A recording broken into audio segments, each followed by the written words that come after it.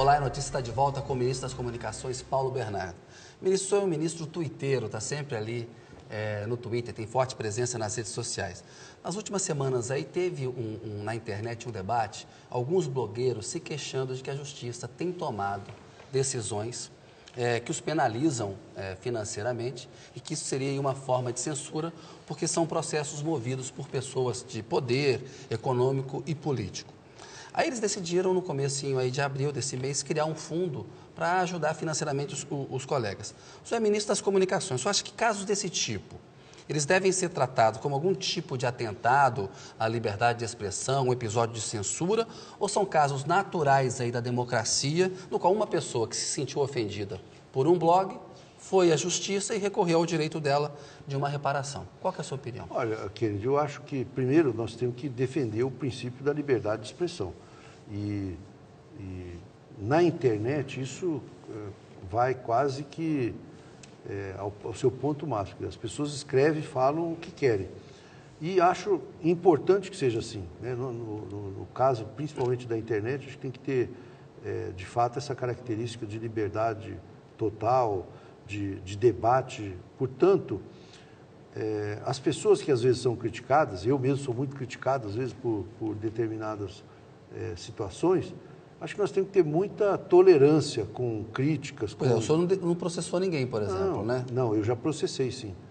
Mas nesse episódio recente, não? Não. Quando é crítica política, alguém te critica porque você está favorecendo as teles, está fazendo desoneração, isso faz parte da política, né? Eu tenho uma posição, tenho que defender, e inclusive defender daqueles que atacam. Eu digo assim, quando alguém te ataca pessoalmente, na honra, aí eu acho que é razoável que quem se sinta prejudicado recorra à justiça. Até porque recorrer à justiça também é um direito fundamental das pessoas, né? Você não pode cercear o direito de alguém e falar, olha, eu não concordo com isso, eu vou recorrer à justiça. Porque senão, qual é a outra forma de resolver? Vamos resolver, marcar um duelo no Ibirapuera? Esse argumento, mas quem recorre tem um peso político e econômico muito maior do que o blogueiro, isso cria uma disparidade?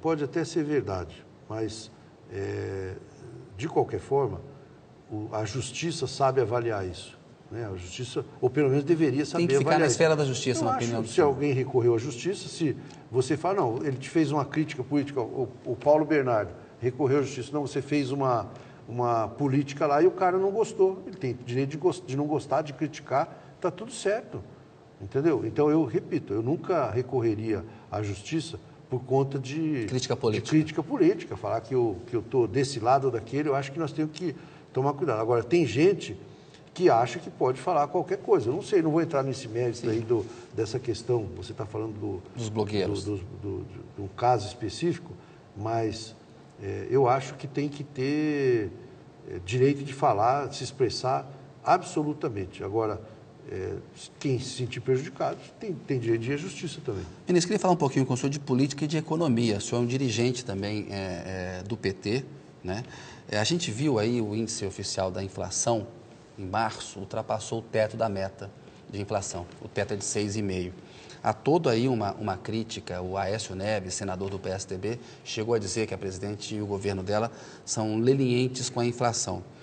Um número aí acima da meta não fortalece a crítica de que o governo do PT está admitindo conviver com a inflação num patamar muito alto e que isso pode ser perigoso para a economia, ministro? Ok, primeiro, eu sou ministro das Comunicações, então eu não posso ficar dizendo que o governo vai fazer em hipótese nenhuma, nem ficar muito falando sobre a política do governo nessa área. O senhor foi ministro do Planejamento, participou do Conselho Monetário Nacional e é um dirigente do PT, eu leio o jornal. Veja bem, tudo que eu tenho visto acerca da inflação mostra o seguinte, 70% desse índice de inflação que está acima do centro da meta, porque nós temos uma meta que é 4,5%, mas tem um limite para baixo ou para cima. 70% do peso desse índice é de produtos com forte sazonalidade, ou seja, com produtos de temporada. Ficou famoso agora o tomate. Né? Hoje mesmo tem uma notícia no jornal dizendo o seguinte, a tendência é começar a safrinha do tomate e o preço vai cair de 9, 10 reais para R$2 o quilo. Então, eu também converso com analistas que falam o seguinte, olha, até setembro esse índice vai reduzir aí expressivamente. Mas eu queria responder o seguinte, como observador, como pessoa que participa de decisão de governo há 8 anos, o governo não vai ser leniente com a inflação nunca. O Lula não foi leniente quando presidente e a presidenta Dilma não vai ser leniente com a inflação. Eu acho que o debate político é normal. O Aécio ficar se regozijando porque a inflação está alta, que isso pode prejudicar o governo, faz parte do processo político, mas eu acho que ele está enganado. Eu não apostaria as fichas nisso. Nessa semana tem reunião do Banco Central para definir a nova taxa de juros. A presidente deu uma declaração recente dizendo que ela não concorda com políticas que venham a interromper o crescimento. O mercado leu como o seguinte, o Banco Central não vai subir o juro. Agora, o Banco Central está dando sinais de que vai subir o juro. O senhor acompanha os dados gerais aí da indústria e do varejo, ou seja, o crescimento não está uma maravilha, a economia está morna. Né? Uma eventual elevação dos juros, já na semana que vem, ministro Paulo Bernardo, numa economia morna, não pode ser uma má decisão do Banco Central? Olha, eu vi a declaração da presidenta, ela estava na África, naquele encontro dos BRICS. Ela não disse que não vai subir o juro e nem que vai baixar o juro. Não, eu falei, o mercado interpretou a fala dela. Ela falou que não ia fazer uma política baseada exclusivamente em subir juro, porque talvez nem seja eficaz isso. E disse mais depois, que lembrou que ela falou, o combate à inflação tem valor em si próprio, quer dizer, a política anti-inflacionária faz parte dos princípios gerais que nós queremos administrar. Então, veja bem, essa questão dos juros, eu não sei se o Banco Central vai aumentar, se vai manter. É o seguinte, Guilherme, tem eu não podia falar isso como ministro do Planejamento, mas como ministro das Comunicações, acho que eu posso. Tem um componente de aposta, de jogatina no mercado, onde os caras ficam apostando na segunda vírgula, depois da vírgula, quanto que vai dar a taxa. E gente que ganha muito dinheiro ou perde dinheiro se acertar ou se errar a taxa de juros. Tem um lobby do rentismo, você acha? Claro que tem. Você pega lá, abre aqueles blogs do Financial Times lá, falando mal do governo. O que é isso? É porque o juro no Brasil está num patamar historicamente que nunca aconteceu. Juro de país desenvolvido, né? Menos de 2,5% de juro real. Quando nós tivemos quando o Lula assumiu, por exemplo, era quase 15% de juro real. Então, ou mais um pouco, quase 17%. Então, veja bem, tem um lobby contra isso, uma insatisfação. Eu diria que não só no mercado financeiro, até setores da produção que acabam tendo renda financeira, receita financeira importante disso. Então, eu acho que o juro pode oscilar para baixo ou para cima, mas esse negócio de ter juro de 10% real ou mais que isso, duvido que aconteça. O rentismo acabou no Brasil. O Brasil tem que se consolidar com uma norma básica aqui nos países, que o custo do dinheiro tem que ser civilizado também. Ministro, o senhor também queria abordar com o senhor a questão do julgamento do Mensalão na condição de um militante importante do PT, foi deputado federal, participou de governos estaduais do PT. Muitos colegas seus do PT dizem que o Supremo Tribunal Federal fez um julgamento de exceção no processo do Mensalão e que petistas foram condenados por corrupção porque o Supremo Tribunal Federal endureceu a forma, cometi um ato falho agora, endureceu a forma como vê a validade das provas e das evidências. O STF se defende dizendo que fez um julgamento técnico, justo e com amplo direito de defesa. Quem está com a razão? Qual é a opinião do ministro Paulo Bernardo? Ok, o governo, se você olhar o governo inteiro, durante o julgamento do chamado Mensalão, ação 470, se manteve muito tranquilo, ninguém ficou comentando isso, nós não entramos nesse embate. E agora é que não tem razão para entrar mesmo, porque isso é caso julgado, tramitou em julgado. Como militante, foi julgamento correto ou não? Eu acho que não tem como negar que teve uma forte pressão pública sobre o Supremo para fazer a condenação. Eu acho mais, viu, querido? Eu acho que um julgamento da importância desse, talvez qualquer outro julgamento, não deveria ser televisionado. Acho que não é um princípio importante da transparência. Eu fui deputado federal, você sabe, e percebo o seguinte: depois que criamos a TV Câmara, que eu acho que é importantíssima, o tempo de debate no plenário aumentou muito, porque todo mundo está jogando ali para ser visto também. Então, eu acho que nós temos que pensar... Eles deixaram se influenciar pela exposição pública? Se você for num julgamento da Suprema Corte americana, você não pode tirar uma fotografia, você pode desenhar, se você quiser, o que está acontecendo, mas você não pode fazer uma fotografia. Eu acho que nós temos que pensar nisso. Na TV Justiça, a transmissão do julgamento não é um avanço, isso, um princípio da transparência? Não é um preço bom para a democracia? Eu acho que a transparência está nos autos.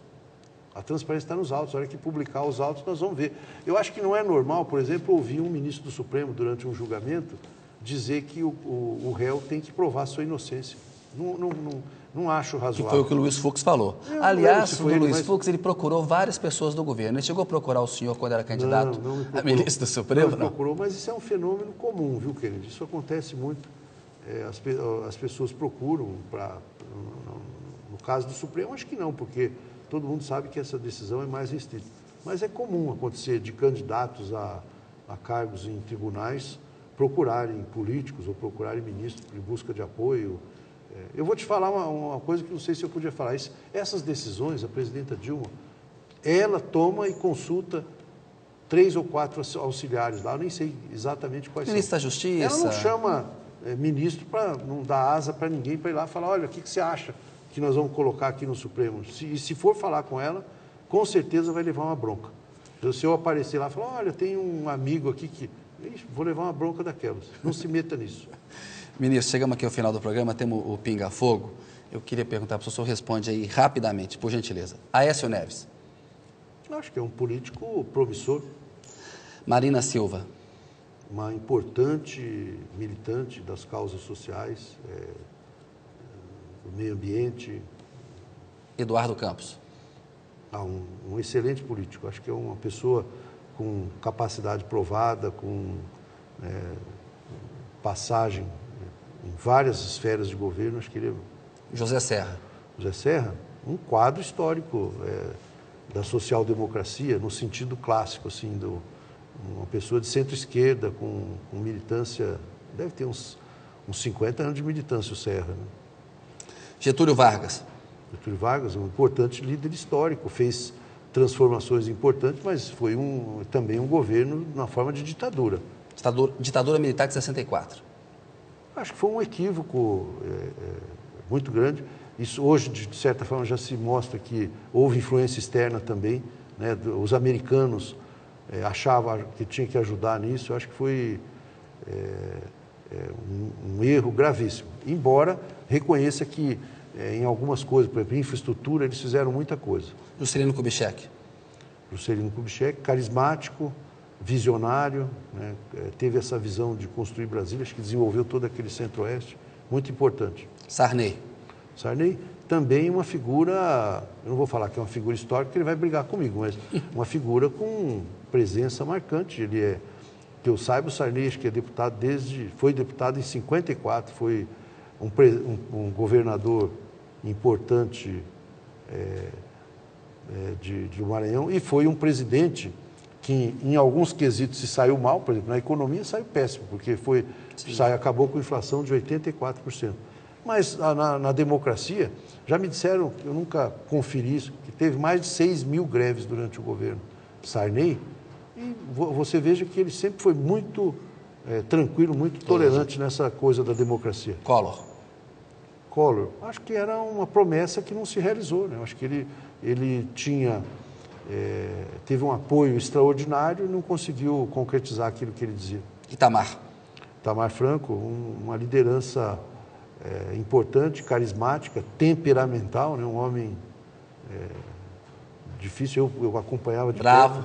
Bravo, né? Mas um líder importantíssimo. Lula, eu acho que é a maior liderança política que surgiu no Brasil nos últimos, acho que no período de república. Eu pulei o Fernando Henrique Cardoso. É um líder importantíssimo também, uma pessoa que tem uma história também da social-democracia, de esquerda, um intelectual de peso e que também teve um governo com muitos acertos e que, curiosamente, ele saiu talvez pior do que merecia. né? Eu acho que o Fernando Henrique não muito saiu bem. bonzinho com os tucanos, hein? Não saiu bem, não. Estou tentando ser equilibrado aqui na minha... Dilma,